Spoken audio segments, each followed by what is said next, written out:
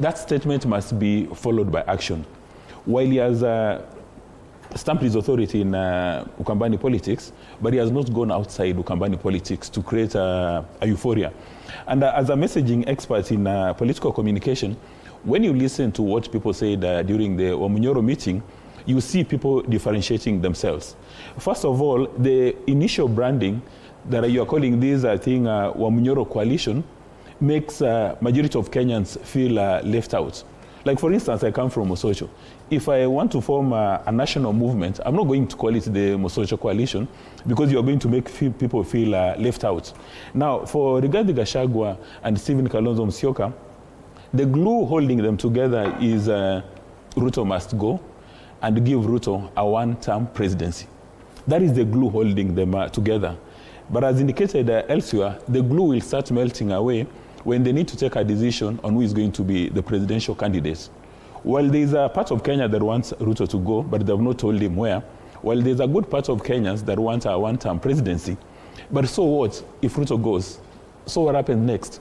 And you notice that what Fred Matiang'i indicated during his meeting, he did not even discuss the person of President Ruto. He did not even discuss the coalition, but he said, Kenya has got a problem and we want to offer a solution. So for Mura in Mosocho, for Wanjiko in Muranga, for Alima in Mombasa, all of them may want Ruto to go. But so what happens after Ruto goes? Will mortgages be reviewed? Will the cost of living be reviewed? And that is how Fred Matiang'i came in and they gave a message of hope. So you can see he's already differentiating himself. He's saying that while people are unhappy with the status quo, I'm not going to focus on the personality. And anybody who's been in Kenya just for a day knows that Rigathi Gachagua and President Ruto were tight friends at some stage. And when their friendship collapsed because of personal issues, now Rigathi Gachagua has decided to nationalize his personal issues. He wants to use the 2027 general elections to settle personal scores.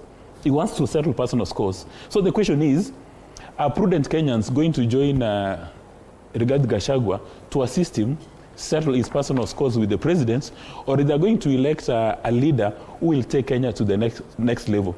Right now, we need to position Kenya as an FDI destination, attract a lot of international investments. We need to catalyze our imports and exports. So are Kenyans going to elect somebody who wants to settle scores with William Samoei Ruto, or they're going to elect a leader who will take people to the next level? And you've raised a very fundamental point about the headline in the Star. When Fred Matiang'i was coming to Kenya, people dismissed him. They said, this is a public servant. He works for an international agency. He cannot even organize a meeting back in the village. And again, as a messaging expert, the reason why he invested time and resources to make sure that the Kisii meeting is a success, because we are a tribal society, and my friend Kathy is saying that we are no longer tribal. But believe you me, our DNA is tribal.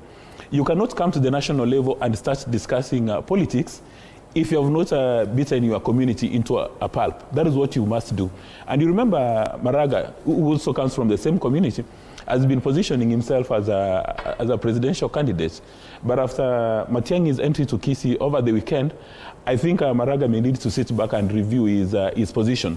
Because we may not like it. We may say that now Kenyans, we are going to vote everything around ideas, present your philosophy. But at the stepping stone, actually in Kenya, you will not be given room or even audience to present your ideas if you don't have your community as a stepping stone. So you must have your community as a stepping stone, then you come to the national level. And in my view, the game changer in 2027 presidential elections is going to be former President Kenyatta and Mr. Raila Odinga.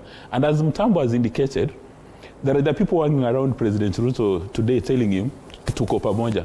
But believe you me, sometime Easter of 2027, that is when we will start seeing real politics in Kenya. That time when public servants of rank must resign from public office, when you are about to go to the party primaries, that is when we will see the true faces of politicians. All right. And if President Ruto is not very careful, all the people working around him, right now they're maintaining proximity to him because of their personal selfish interest.